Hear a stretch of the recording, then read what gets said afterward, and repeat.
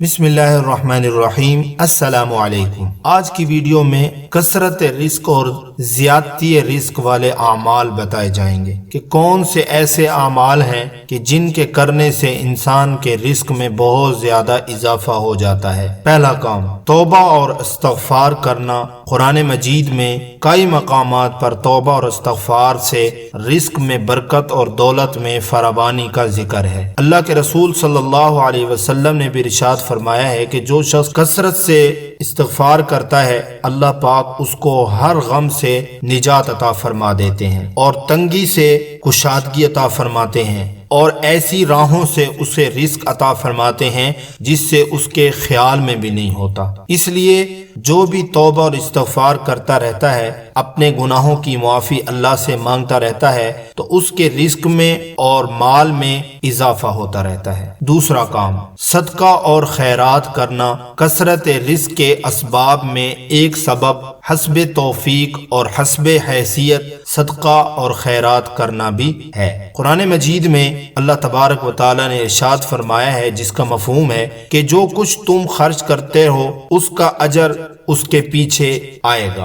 और अल्लाह पाक बेहतरीन रिस्क देने वाला है। इसलिए जो भी इंसान अल्लाह की राह में खर्च करता है तो अल्लाह पाक उसे बढ़ा चढ़ा कर देते हैं। इसी तरह अल्लाह के रसूल सल्लल्लाहु अलैहि वसल्लम ने भी इरशाद फरमाया है कि अल्लाह पाक फरमाता है कि ऐ इब्ने आदम तू खर्च कर, मैं तेरे ऊपर खर्च करूंगा। इसलिए जो इंसान भी अल्लाह की राह में खर्च करता है तो अल्लाह ताला उस पर खर्च करते हैं, यानी अल्लाह ताला उसे रिस्क और मालो दौलत से नवाजते हैं। तीसरा काम पाक दामनी के लिए शादी करना। कसरत रिस्क के असबाब में एक सबब जो बहुत अहम सबब है वो है पाक दामनी के लिए शादी करना। अल्लाह पाक ने कुरान मजीद के अंदर फरमाया है कि तुमसे जो मर्द और औरत बेनिकाह हों उनका निकाह कर दो और अपने नेक गुलाम और लौंडियों का भी निकाह कर दो, और अगर वो मुफलिस भी हों यानी तंग दस्त हो तो अल्लाह ताला उनको अपने फजल से गनी बना देगा।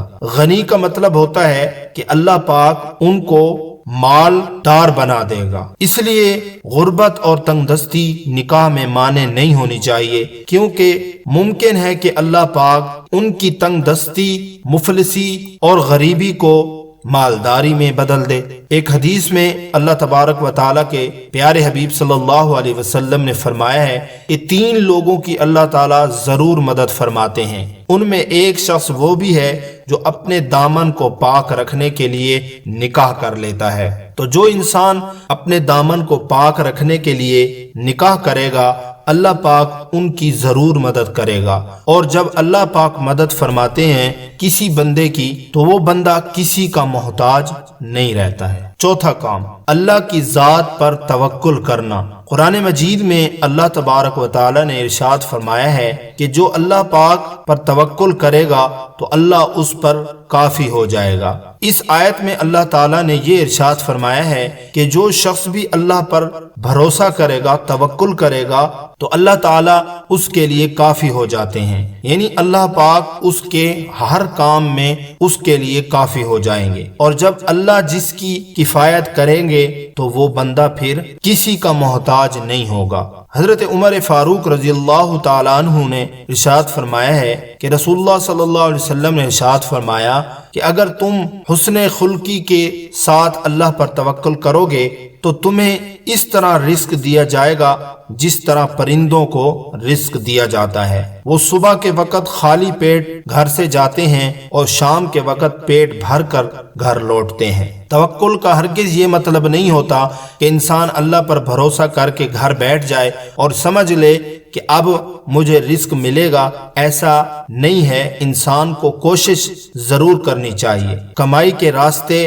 तर्क नहीं करने चाहिए बल्कि उनको इख्तियार करना चाहिए। परिंदों के लिए मिसाल रसूलुल्लाह सल्लल्लाहु अलैहि वसल्लम ने इसलिए दी है कि वो अल्लाह पर तवक्कुल तो रखते हैं लेकिन सुबह सवेरे वो रिस्क की तलाश में निकलते हैं और यही उनकी कोशिश होती है। इसलिए इंसान को भी ये बात समझ लेनी चाहिए कि तवक्कुल इल्लाह के साथ रिस्क को कमाने उसकी कोशिश में लगा रहना चाहिए। पांचवा काम तकवा इख्तियार करना। तकवा भी उन कामों में से है کہ جن سے رزق میں برکت ہوتی ہے۔ قرآن مجید میں اللہ تبارک و تعالیٰ نے ارشاد فرمایا ہے کہ جو اللہ سے ڈرتے رہتے ہیں اللہ تعالیٰ ان کے لیے راہ نکال دیتے ہیں اور ان کو وہاں سے رزق دیتے ہیں جہاں سے ان کا وہم و گمان بھی نہیں ہوتا ہے۔ اس لیے انسان اللہ کا خوف رکھتے ہوئے گناہوں کو چھوڑ دے اور نیکی کے کاموں کو کرنے والا بن جائے تو اس کو وہاں سے رزق ملے گا جس سے اس کا وہم و گمان بھی نہیں ہوگا۔ چھٹا کام اللہ کا شکر ادا کرنا۔ رزق میں زیادتی کے کاموں میں سے ایک کام اللہ تعالیٰ کی حمد و ثنا اور اس کی تعریف کرنا بھی شامل ہے، کیونکہ اس سے بھی رزق میں کشادگی اور برکت ہوتی ہے۔ اللہ تعالیٰ نے قرآن مجید کے اندر ارشاد فرمایا ہے کہ اگر تم شکر ادا کرو گے تو میں تمہیں اور زیادہ دوں گا، اور اگر تم میری ناشکری کرو گے تو میرا عذاب بہت زیادہ سخت ہے۔ اس آیت سے معلوم ہوا کہ شکر کرنے سے نعمت اور رزق میں اضافہ ہوتا ہے۔ شکر کیسے کیا جاتا ہے؟ شکر زبان سے بھی کیا جاتا ہے اور اعمال سے بھی کیا جاتا ہے۔ شکر کا ایک طریقہ یہ بھی ہے کہ اللہ تعالیٰ نے جو بھی نعمتیں دی ہیں ان کے استعمال اسلامی طریقے سے کیا جائے۔ ساتواں کام صلہ رحمی کرنا۔ صلہ رحمی کہتے ہیں کہ رشتہ داروں سے حسن سلوک کرنا۔ حضرت ابو ہریرہ رضی اللہ تعالیٰ عنہ نے ارشاد فرمایا کہ آپ صلی اللہ علیہ وسلم نے ارشاد فرمایا ہے جسے رزق میں کشادگی اور لمبی عمر چاہیے تو وہ رشتہ داروں کے ساتھ اچھا برتاؤ کرے۔ رشتہ داروں سے حسن سلوک کا مطلب یہ ہے کہ حسب توفیق رشتہ داروں کے ساتھ اچھا برتاؤ کرے اور بھلائی کا معاملہ کیا جائے، اور اگر کوئی غریب رشتہ دار موجود ہوں تو ان کی مدد کی جائے، اور اپنے تمام رشتہ داروں کو ہر قسم کی شرور سے محفوظ رکھا جائے۔ تو جب انسان یہ سب کام اپنے رشتہ داروں کے ساتھ کرتا ہے، یعنی ان کے ساتھ حسن سلوک کرنے والا بن جاتا ہے، تو اللہ تعالیٰ اس کے رزق میں اضافہ فرما دیتے ہیں۔ آٹھواں کام صبح سویرے رزق کی تلاش میں نکلنا۔ اللہ کے رسول صلی اللہ علیہ وسلم نے ارشاد فرمایا جس کا مفہوم ہے کہ رزق کی تلاش کے لیے صبح سویرے ہی چلے جایا کرو، کیونکہ اس وقت کاموں میں برکت اور کشادگی ہوتی ہے، یعنی صبح سویرے حلال رزق کمانے سے روزی میں برکت پیدا ہوتی ہے۔ اور رسول اللہ صلی اللہ علیہ وسلم نے اپنی امت کے لیے صبح کے وقت میں برکت کی دعا بھی فرمائی ہے۔ آپ صلی اللہ علیہ وسلم نے دعا میں یہ ارشاد فرمایا ہے کہ یا اللہ صبح کے وقت میں برکت عطا فرما۔ اس لیے جو بھی یہ شکایت کرتے ہیں کہ ہم کاروبار تو کرتے ہیں لیکن کاروبار میں برکت نہیں ہوتی ہے، تو وہ صبح سویرے اپنے کاروبار کے لیے نکل جایا کریں، تو اگر اللہ نے چاہا تو ان کے کاروبار میں ضرور برکت ہوگی۔ نمبر 9، کام گناہوں کو چھوڑ دینا۔ گناہوں کا انسان کی زندگی پر برا اثر پڑتا ہے۔ حضرت عبداللہ بن عباس رضی اللہ تعالیٰ عنہ نے نقل کیا ہے، وہ فرماتے ہیں کہ نیکی اور گناہوں کے بارے میں فرمایا کہ گناہوں کا اثر انسان کے ظاہر اور باطن پر پڑتا ہے، اور فرمایا کہ نیکی سے دل میں نور، چہرے پر خوبصورتی، بدن میں قوت، رزق میں وسعت اور مخلوق کے دلوں میں محبت ہوتی ہے، اور گناہوں سے دل میں تاریکی، چہرے پر بدصورتی، بدن میں کمزوری، رزق میں تنگی اور دلوں میں نفرت پیدا ہوتی ہے۔ اس لیے انسان اگر یہ جانتا ہے کہ وہ کوئی گناہ اپنی زندگی میں کر رہا ہے تو اس گناہ کو چھوڑ دے، کیونکہ اس گناہ کی نحوست ایسی ہے کہ اس کے رزق میں تنگی آ جائے گی۔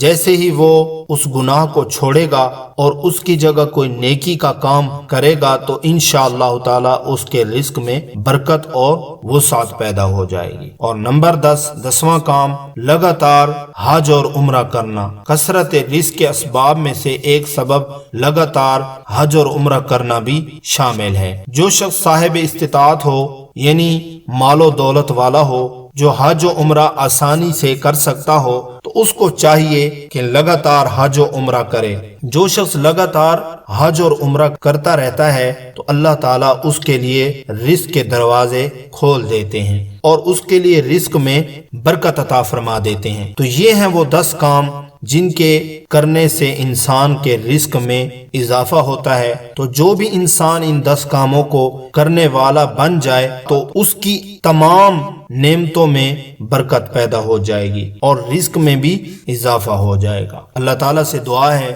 اللہ تعالیٰ ہمیں ان کاموں کو کرنے کی پوری توفیق نصیب فرمائے، آمین۔